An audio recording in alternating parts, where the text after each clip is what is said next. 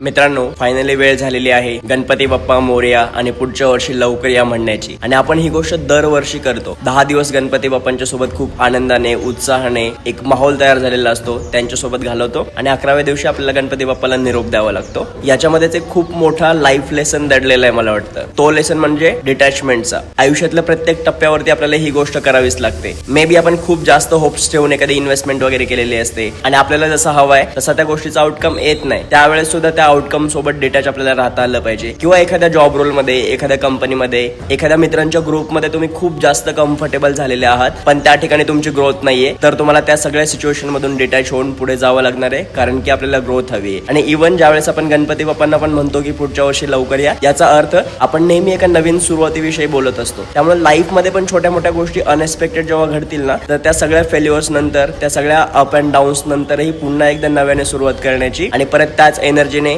जिद्दीने उभे राहण्याची शिकवण पण आपल्याला गणपती बाप्पा देत असतात. एक मराठी गाणं आहे बघा, माझं खूप पर्सनली फेवरेट आहे की रंगात रंगोनी साऱ्या रंग माझा वेगळा आणि गुंत्यात गुंतोनी साऱ्या पाय माझा वेगळा. मला वाटतं ती शिकवण सुद्धा आपल्याला गणेशोत्सव आणि गणपती बाप्पा देत असतात. म्हणूनच कमेंटमध्ये पण आपण खूप आनंदाने बोलूयात, गणपती बाप्पा मोरया, पुढच्या वर्षी लवकर या.